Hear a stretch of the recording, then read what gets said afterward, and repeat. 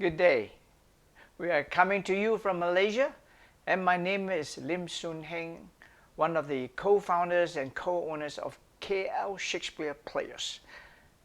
With me today are Kien Lee, who is also a co-owner and co-founder of KL Shakespeare Players, and the artistic director of Masakini, Sabera, Shaik. We will share with you our journeys, our experiences, and our interactions, and perhaps our adoption of Comedia in Malaysia. Okay, let's start with your own encounters and your own experiences with Comedia dell'Arte. So, Sabera.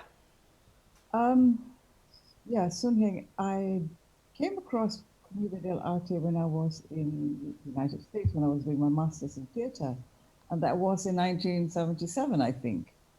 We learned theater history, and so Comedia dell'Arte was one of the topics.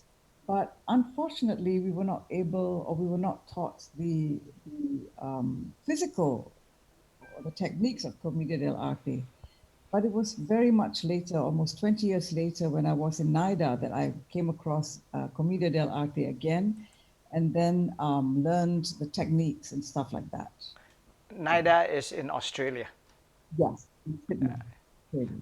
I mean, what led you to NIDA? And I mean, was there a particular interest in dealing with Comedia? Not really, I was doing a lot of summer school there.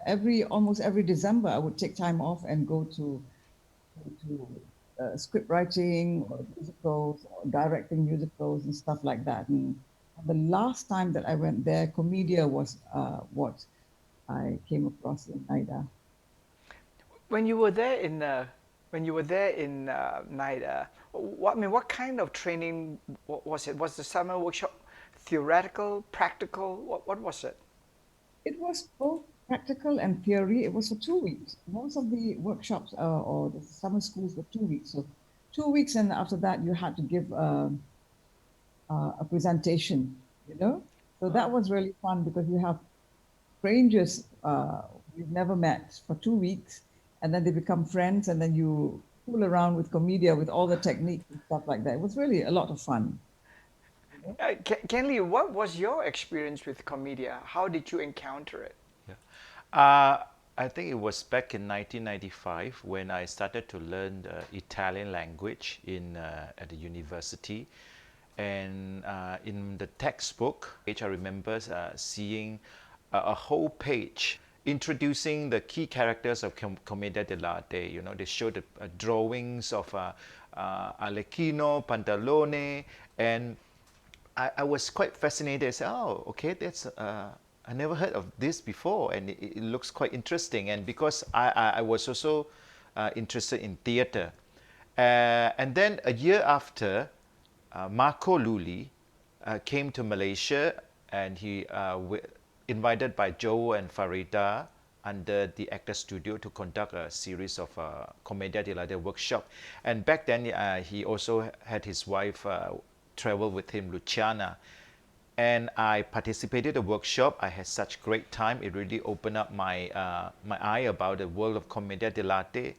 And yeah, and since then, Marco came back several times, and sometimes I invited him over through my own theater company. And I think that what I learned in the Commedia dell'Arte has influenced how I approach theater and how I see theater.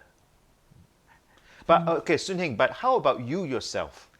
No, my encounter with, of course, with Marco Luli came about because our theater company invited him over, and so that was my first encounter with Comedia. Although I think I've seen aspects of it as manifested in films, in like Charlie Chaplin and the way he carries his body, the way he moves. But in terms of Comedia, any kind of training, it came with Marco Luli. What was the compelling reason for you two to be involved in Comedia? In that, what about it do you bring into your own craft? But Savera? to answer that, I think Basically, our own traditions is Comedia in the sense that we work a lot with our body. It is not psychological. And the techniques are all physical techniques, as Indian dance, kabuki, Japanese or Beijing opera, you know. So Balinese dance, these are all physical techniques. You have that certain kind of balance that you need to do with the body, that unstable balance, which is also in Comedia. So I find that when I first started and I did Tai Chi and I did Silat, these are all things that are really physical. These are techniques which I can use in theater.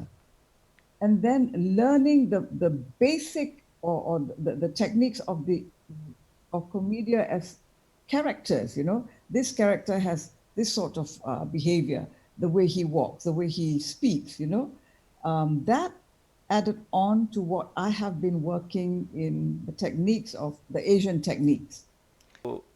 I think that the wonder of Comedia dell'Arte for me is that it's like it its theory, its teaching affects a lot of things, but you don't see them in the surface. Like like you, if you, for example, I did quite a number of shows. My company mostly does Shakespeare. We use a lot of elements, but we don't like really like very overt Commedia dell'Arte. You know what I Yeah, mean? Yeah. yeah. It's the overstretching of the body, it's the movements and stuff like that, but which is Comedia, which is also Asian, which is also ancient. You know, I feel that it's all one. But for me, Comedia is that specific doctore, the specific behavior of the Harlequin and stuff like that. Yeah, That to me, and these stock characters, you can find resonance also in the traditional theater, in a Malaysian theater. You know, they also always have also someone like a like clown. They have also an yes, old man characters. Yeah, yes. So from In Comedia, what I'm hearing you both say is that you find the stock characters and the physicality of these stock characters that you could borrow and use in your own productions. So beyond absolutely. that, Sabera, you mentioned that there's something about Comedia's movements that you found very interesting in that, like traditional dancing, there's always that moment where they're off balance, the body is kind of stretched to its extremes. You know, if Yeah. I'm not mistaken, the expression that was used by Eugenio Baba of uh, what's that? The Odin. Odin Theatre. Yes, about that. That's the moment of excitation because the body is imbalance, off balance, and then it can go right or left or back. So it's a moment of you can pivot. So And I that guess in theater is about creating those moments of excitation. yes, and also that allows for enhanced scenic, your own scenic presence on stage. You know, when you're working on your extremities, always on one foot or on your toes and or on an elbow and stuff like that. It gives you that that imbalance that you don't know what's going to happen, and it gives you that energy as well.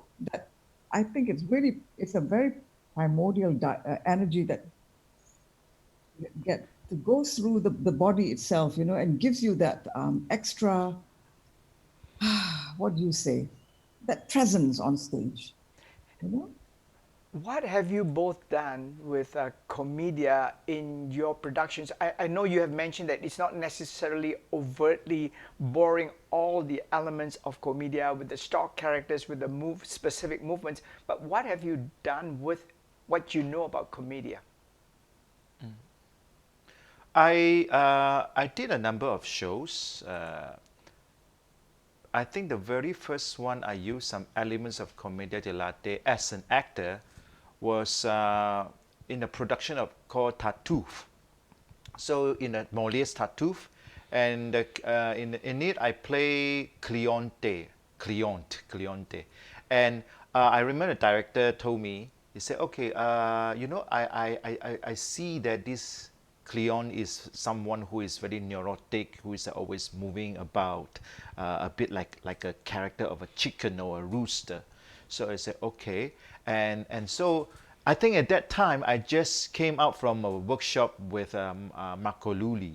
So I took some inspiration from Pantalone, the shape of his whole body, you know, where he leaned forward a little bit like that.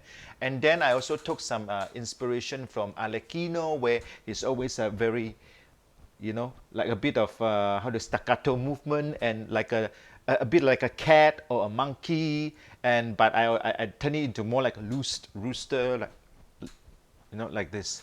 Yeah. And and after that, when I started my own company, Shakespeare, of course, you know that Shakespeare has written a lot of characters. A lot of his plays started with these Comedy. stock characters in Comedia dell'Arte. And of course, then eventually he transformed them. Actually, Sun Heng, for example, you were in one of the KL Shakespeare production, uh, The Merchant of Venice, and you play Shylock. Yeah, we And you were created asked a to mask. wear a mask. So maybe you want to share a bit of your experience Yeah, with that? of course, yeah, we had a mask and we used the mask, which is the mask is quite a central feature in Comedia, the half mask. For the role that I played as Shylock, we created a half mask to, for a very specific reason. At first, to kind of evoke the images in Comedia, but also to allow the audience and to show that the other characters project what they want to project on Shylock. So the mask becomes a projection of who Shylock is, not based on Shylock himself, but on how people see him. And then later in a scene, in that speech when Shylock says, kind of complains about why Antonio picks on him, he says, because I am a Jew. And in that scene, Shylock then takes off the mask and looks at the audience in the eye to kind of express this, hath not a Jew eyes, hath not a Jew hands. That was the speech. That's how we have used it in our Merchant of Venice. He was wont to call me usurer. Let him look to his bond. He was wont to lend out money for a Christian courtesy. Let him look to his bond. Why, I'm sure if he forfeit, thou will not take his flesh. What's that good for? To pay first withal! If it will feed nothing else, it will feed my revenge! He hath disgraced me and hindered me 500,000. After my losses, mocked at my gains, scorned my nation, thwarted my bargains. And what is his reason? I am a Jew. Hath not the Jew eyes?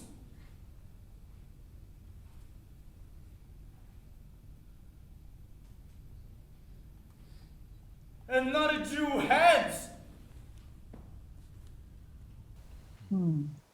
I think similarly also with my adaptation of the Tempest in Shakespeare's Tempest, we had actors who were not belonging to the island having their faces painted. And so they had masks on, and the fairies and all the other little so-called animals had half masks. And these also allowed them to behave in not so human ways, you know? And I remember Sun Heng, you yourself had to be unbalanced a lot of time, not only because you were drunk or the character was drunk, but it was something that you really had to work on your extremities during that time, didn't you? Yeah, playing Trinculo, Yeah. one of Yeah. the servants. Yeah. Yeah, but Sabera, you brought up a very interesting point. You were saying that, you know, by putting the mask, somehow you say like that they could find certain kind of character, like, you know. And I remember we did something called Trance mask, which is a training approach by this British master in improvisation, Keith Johnston. And one of his techniques is really about, so he has a lot of these half mask they are not Comedia dell'Arte style. I think he some like maybe he created his own or something. So they are not a conventional Comedia dell'Arte mask. And the way he train the actors is like, okay, he will ask the actors just to pick a mask without looking at it.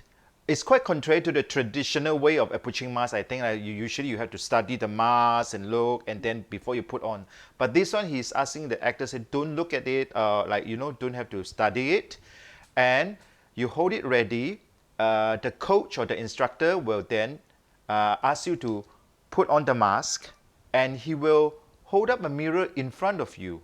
And the moment you see your reflection wearing the mask, you know, and you have to open your mouth, and then you have to let whatever sound that come out, and it's very often it's very primeval, it's animalistic, and then we very often we see the actors started to move like a very animals, like, you know, sometimes can be quite scary. Maybe that's why he called it trance mask. It's like, as if like they are a different person. They are in a trance. I think the mask allows you to transform and become something else. Yeah. And found a lot of us were doing that, weren't we? Yeah. Yes. Good. You know nothing about this mask. As soon as you see, can you see the back? As soon as you see this face moving out, this creature makes sound, keep going, whatever happens.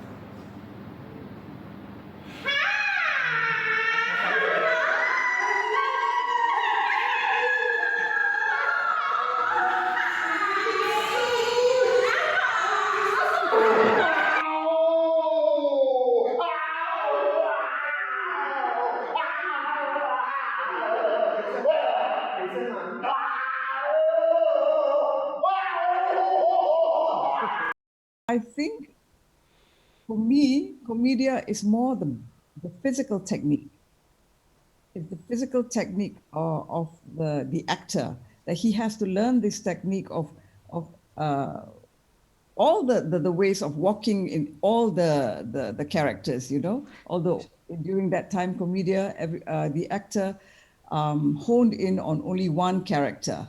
But I think being able to do and to perform all the characters is something every actor should be able to do. To work with this kind of This Comedia then in Malaysia and in the present moment, something more important as a tool for training rather than a genre that we want to kind of can perform. That, you know, if like let's do a Comedia performance in Malaysia, what will that? How wide would the appeal be, as opposed to, okay, let's use Comedia to train our actors, and that would have a stronger appeal, at least to a group of people. Well, I don't know, Kien Lee. What do you think? Because I feel people may not be able to attach themselves to the characters, but if you brought the training and took it into a Malaysian context, Yeah. it might. Yeah, yeah, yeah. I think that if you just present the Comedia dell'Arte, the original so-called style here, we will watch it like something exotic. Oh, it's in Italy. It's just like when you watch you watch a kabuki from Japan, or you watch a Chinese Beijing opera show and all that. Okay, they are interesting, but you know that it is from a different culture. So for me, it's like if you want to have Comedia more, bring it closer to people outside of Italy, like in Malaysia, More you integrated need to, in our culture. Yeah, you need to integrate, because there are a lot of similarities.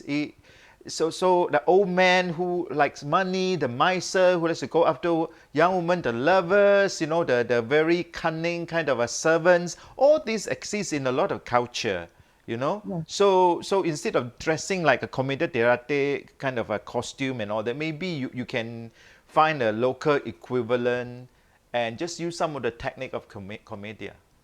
And as you said, Sun Heng, Charlie Chaplin, no, he dressed up in a different way, but he had Comedia's actions and movements and stuff like that. So, And yeah, maybe, and maybe as a wrap to this is we should put the challenge to us train enough actors to do a performance that is based on maybe the stock characters and the movements, but with a completely local story. I believe that would be a fantastic thing. Yeah. Yes. Yes.